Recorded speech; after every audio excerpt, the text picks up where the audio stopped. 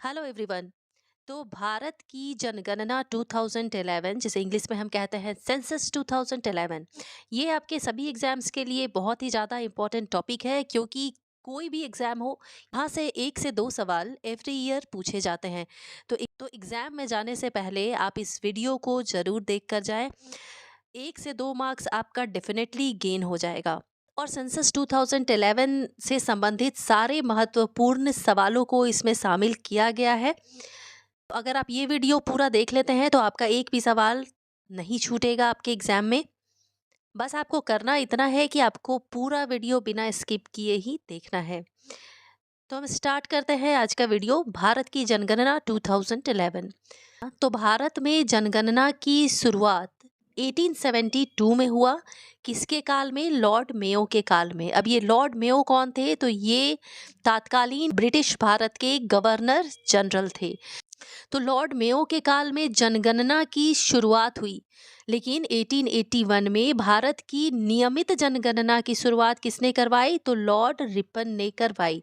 तो अगर नियमित जनगणना पूछा जाए तो आप लॉर्ड रिपन देंगे और ईयर होगा 1881। लेकिन पहली शुरुआत के बारे में पूछा जाए तो वो किसके काल में हुआ था? लॉर्ड मेयो के काल में हुआ था।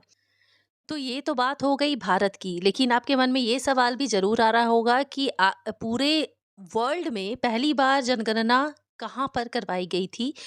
तो ये स्वीडन देश में करवाई गई थी। किस वर्ष में? तो 1749 में।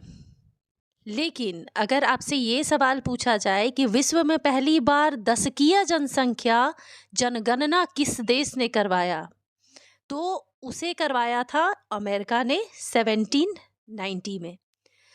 अगला पॉइंट है कि स्वतंत्र भारत की पहली जनगणना 1951 में करवाया गया था और उस वक्त जो जनगणना के आयुक्त थे वो थे R.A. गोपाल स्वामी। तो ये नाम इम्पोर्टेंट है।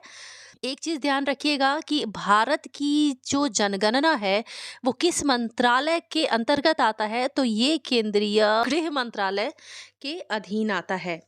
इसके बाद हम देखते हैं मोस्ट इम्पॉर्टेंट पॉइंट, जो कि है, पे आप कंफ्यूज मत होइएगा। देखिए, 2011 की जो जनगणना है वो भारत की 15वीं जनगणना है, लेकिन स्वतंत्र भारत की 7वीं जनगणना है। तो भारत के स्वतंत्र होने के बाद ये 7वीं जनगणना है, लेकिन शुरुआत से देखा जाए तो वो 15वीं जनगणना है। अच्छा, ये किस सूची का विषय होता है? जैसा कि आप देख रहे हैं कि जनगणना केंद्रीय गृह मंत्रालय के अधीन आता है, तो ये संघ सूची का विषय है। और संविधान के किस आर्टिकल के अंतर्गत ये दिया गया है? तो आर्टिकल 246। ये सारे महत्वपूर्ण पॉइंट्स हैं। देखिए, अगर आप किसी भी एग्जाम की तैयारी कर रहे हैं तो चीज़ों को डिटेल में पढ़ना सीखिए। 5 मिनट का वीडियो अगर आप देखकर और एग्जाम देने जाते हैं ना, तो उसमें तो आधा क्वेश्चन आपका कवर करवाया ही नहीं जाता। तो इसीलिए जब भी आप किसी भी टॉपिक का प्रिपरेशन कर रहे हैं तो आप चीज़ों को डिटेल में पढ़ें। चलिए, अब देखते हैं कि 2011 की जनगणना का आदर्श वाक्य क्या था। तो वो था, our census our future, Hindi में हमारी जनगणना हमारा भविष्य। 2011 का जब जनगणना हुआ था तो उस समय जनगणना आयुक्त थे डॉक्टर C चंद्र मौली। ये कुछ इम्पोर्टेंट पॉइंट्स थे भारत की जनगणना 2011 से संबंधित। अब हम देखते हैं इससे संबंधित सभी महत्वपूर्ण आंकड़ों को, जहां से सवाल सीधे सीधे तौर पे आपके एग्जाम में पूछा जाता है। तो जनगणना 2011 के अनुसार भारत की कुल जनसंख्या कितनी है? तो 2011 की जनगणना के अनुसार भारत की कुल जनसंख्या 121 करोड़। नंबर इसमें दिए गए हैं वो सारा नंबर्स ही आप याद रखें। 121 करोड़ 8,54,977, ये थी उस समय की कुल जनसंख्या। भारत की जो कुल जनसंख्या है वो विश्व के कुल जनसंख्या का कितना प्रतिशत है? तो ये सवाल बहुत सारे एग्जाम्स में पूछा जा चुका है, इसे जरूर याद रखिएगा। तो भारत की कुल जनसंख्या विश्व के जनसंख्या का 17.7% है। यहाँ मैं आपसे माफ़ी चाहती हूँ, यहाँ पे एक डेटा थोड़ा-सा प्रॉब्लम है। ये जो भारत की जो कुल जनसँख्या है, वो विश्व के जनसँख्या का 17.7% नहीं होगा, ये होगा 17.5%। इसे आप ठीक कर लें। अच्छा, 2001 से लेकर 2011 के बीच में भारत की दशकीय वृद्धि यानी 10 साल में कितनी वृद्धि हुई जनसंख्या में? तो 17.7%। ये सारे आंकड़े जो हैं, ये बहुत कंफ्यूज करने वाले आंकड़े हैं।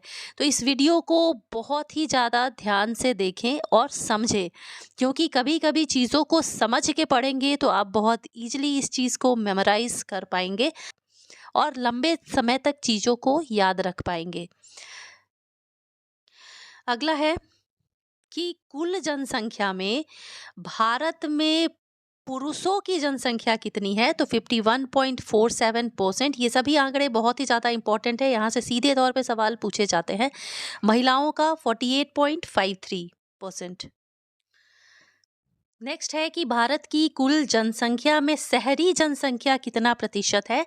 तो 31.2%। और वहीं पे ग्रामीण जनसंख्या है 68.8%। यानी यहाँ सवाल घुमा के भी पूछा जा सकता है कि कुल जनसंख्या में ज़्यादा जनसंख्या किसकी है, ग्रामीण की या शहरी की? इस तरीके से भी आपसे सवाल पूछा जा सकता है। तो ग्रामीण जनसंख्या ज़्यादा है। अगला पॉइंट है कि भारत की सबसे अधिक जनसंख्या वाला शहर कौन सा है? तो मुंबई में सबसे ज़्यादा जनसंख्या है भारत में। जनगणना के अनुसार भारत में कुल जिले हैं 640। तो वर्तमान में हमारे जितने भी आंकड़े चल रहे हैं वो 2011 के जनगणना के अनुसार चल रहे हैं। हालांकि ये जो जनगणना है वो 2021 में होने वाला था, लेकिन कोविड के कारण और अन्य कारणों से ये जनगणना अभी तक नहीं हो पाया है। तो वर्तमान में बहुत सारे नए जिले बने हैं।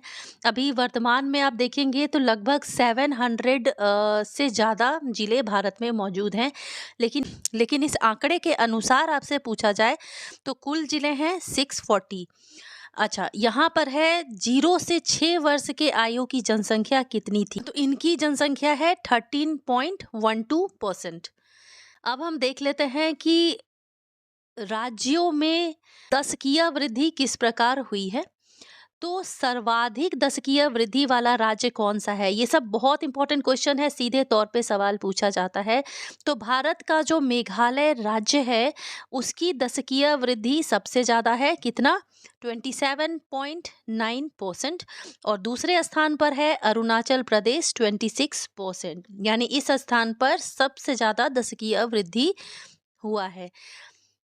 न्यूनतम जनसंख्या वृद्धि वाला राज्य कौन सा है? तो नागालैंड है। इसकी जनसंख्या वृद्धि माइनस में है, -0.6%।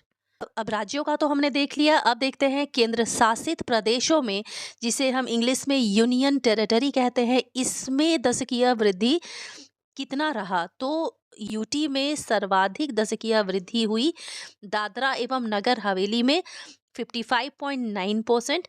और न्यूनतम हुई लक्षद्वीप में 6.3%। अब हम बात करते हैं जनसंख्या घनत्व की।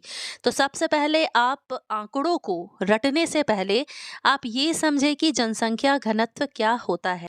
तो प्रति वर्ग किलोमीटर में निवास करने वाली जनसंख्या को जनसंख्या घनत्व कहते हैं। मान लीजिए एक कोई एरिया है, उसका ये 1 किलोमीटर का क्षेत्र है। अब इस 1 किलोमीटर में कितनी जनसंख्या है, इसी को जनसंख्या घनत्व कहा जाता है।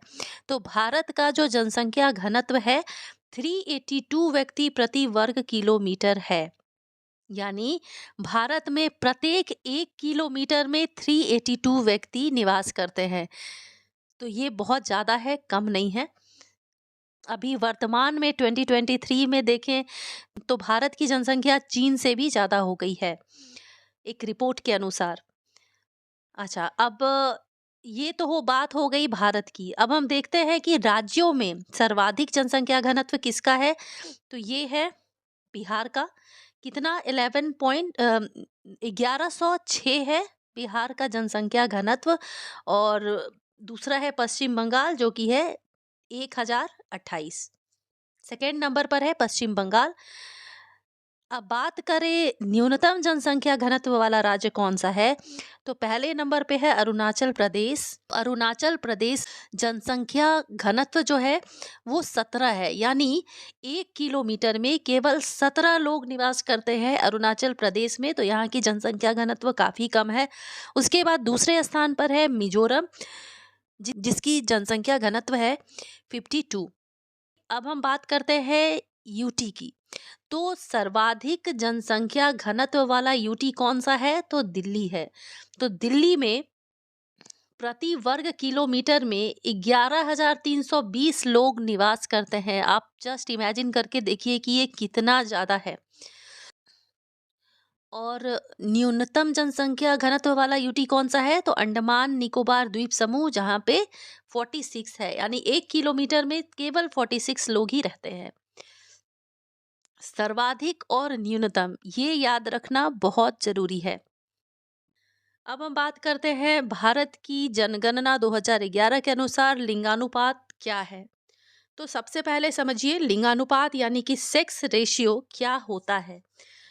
तो प्रति 1,000 पुरुषों में स्त्रियों की संख्या को ही लिंगानुपात कहते हैं। तो इसे आप कैलकुलेशन यहाँ पर ये आप थोड़ा इसका फॉर्मूला भी ध्यान रखें। तो total number of female divided by total number of male into 1000, इस तरीके से निकालने से निकलता है सेक्स रेशियो। तो भारत का जो लिंगानुपात है वो है 9:43। मोस्ट इम्पॉर्टेंट, बहुत सारे एग्जाम्स में पूछा जा चुका है। सेक्स रेशियो पे तो सीधे तौर पे सवाल पूछे जाते हैं।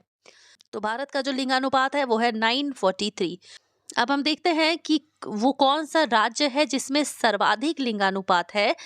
तो केरल राज्य में प्रति 1,000 पुरुषों में 1,084 स्त्रियां हैं। तमिलनाडु है सेकंड नंबर पे 996। अब राज्यों में न्यूनतम किस स्थान पर है, तो हरियाणा है 879। यूटी में सर्वाधिक है पुडुचेरी में 1,037 और यूटी में न्यूनतम में है दमन व दीव, जिसका सेक्स रेशियो है 618, जो कि काफ़ी कम है। तो ये सारे महत्वपूर्ण आंकड़े हैं। के बाद हम देखते हैं शिशु लिंगानुपात। तो सबसे पहले तो आप ये समझिए कि जो शिशु होता है वो कितने वर्ष तक के बच्चे को कहा जाता है। तो 0 से 6 वर्ष के जो बच्चे होते हैं इसकी गिनती शिशु में होती है। तो की जो शिशु लिंगानुपात है वो कितनी है, 9:19 है। अब राज्यों में देख लेते हैं कि सर्वाधिक शिशु लिंगानुपात कहाँ पर है। अरुणाचल प्रदेश में है 972 और उसके बाद सेकंड नंबर पे है मिजोरम 970। न्यूनतम में देखें राज्यों में तो हरियाणा में 834 है शिशु लिंगानुपात और दूसरे नंबर पे है पंजाब जहां 846 है।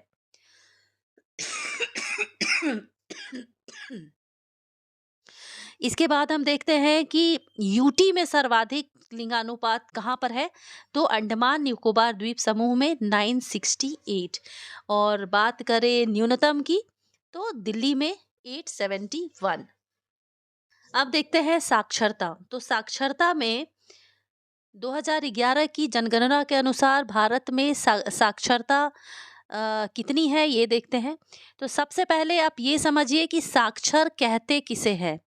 बहुत किसी को लगता होगा कि साक्षर होने का मतलब है वो मैट्रिकुलेशन पास किया हो या फिर ग्रेजुएट हो। ऐसा नहीं है। साक्षर उसे कहते हैं जो 7 वर्ष या उससे अधिक का व्यक्ति जो किसी भी भाषा को समझने, पढ़ने और लिखने में सक्षम हो उसे साक्षर कहते हैं। तो भारत में कितना प्रतिशत साक्षरता है, 74.04%। अब राज्यवार देखते हैं कि राज्यों में सर्वाधिक साक्षरता कहाँ है। तो राज्यों में सर्वाधिक साक्षरता है केरल में 94%, मोस्ट इम्पॉर्टेंट, और सेकंड नंबर पे है मिजोरम 91.3%। न्यूनतम साक्षरता कहाँ पर है, तो हमारे बिहार में है। बीपीएससी की तैयारी करने वाले सभी स्टूडेंट्स के लिए ये इम्पॉर्टेंट है क्योंकि यहाँ से सवाल हमेशा बनते हैं। भारत के बिहार राज्य में सबसे कम साक्षरता है 61.8%, और अरुणाचल प्रदेश है दूसरा सबसे न्यूनतम में 65.4%।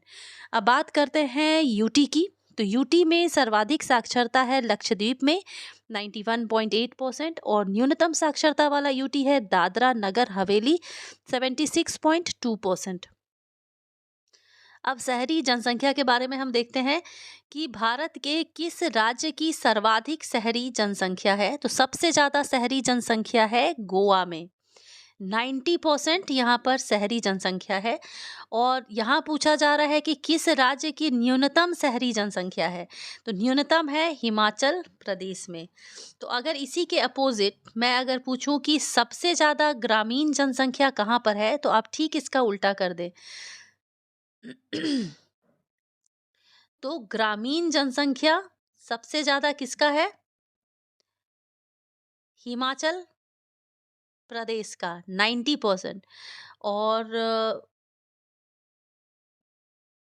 न्यूनतम ग्रामीण जनसंख्या किसका है? तो गोवा का।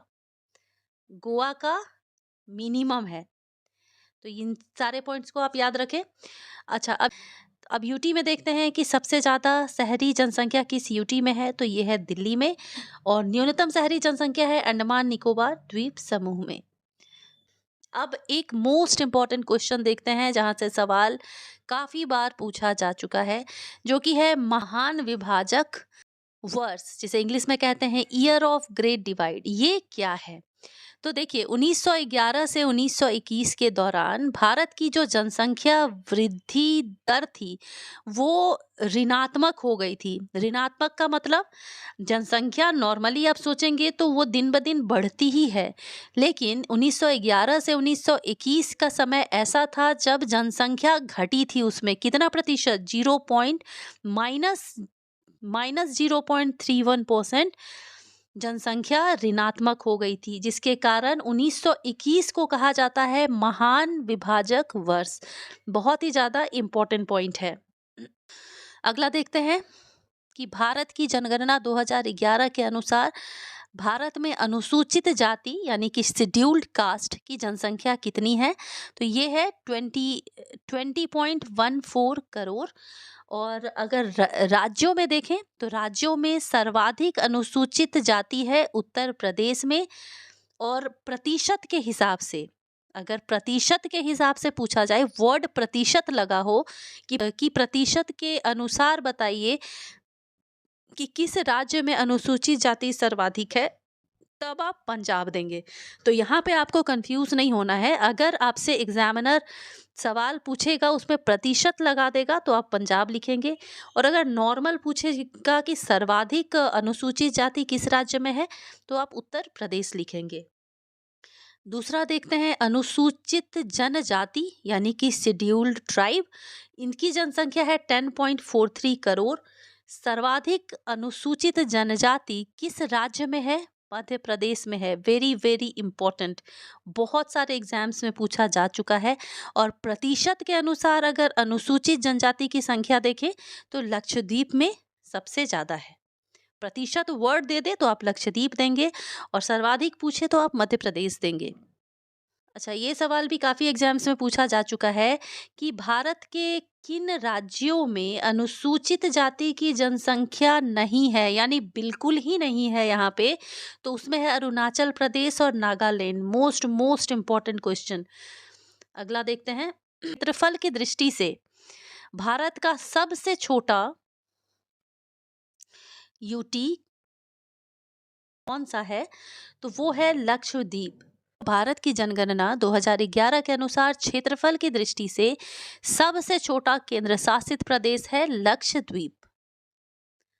तो ये थे कुछ महत्वपूर्ण क्वेश्चंस भारत की जनगणना 2011 से संबंधित। आप किसी भी एग्जाम को देने से पहले इस वीडियो को और इस टॉपिक को पूर्णतः देखकर जरूर जाए, नहीं तो बाद में आप बहुत पछताओगे, क्योंकि यहाँ से सवाल आते ही आते हैं। अगर एग्जाम आपका 100 मार्क्स का हो रहा है तो इसमें से 2 मार्क्स का सवाल आपका निश्चित रूप से रहेगा। तो जब आपको पता है कि इस टॉपिक से 2 मार्क्स के सवाल मेरे आएंगे तो आप उस टॉपिक को अच्छे से तैयार करके जाएँ, क्योंकि कोई भी गवर्नमेंट एग्ज़ाम हो, चीज़ें बहुत ही अनसर्टेन होती हैं। तो एटलीस्ट जहाँ पे सर्टेनिटी है, जहाँ पे आपको पता है कि इस टॉपिक से 2 मार्क्स का सवाल आएगा, तो आप उसे करके ज़रूर जाइए।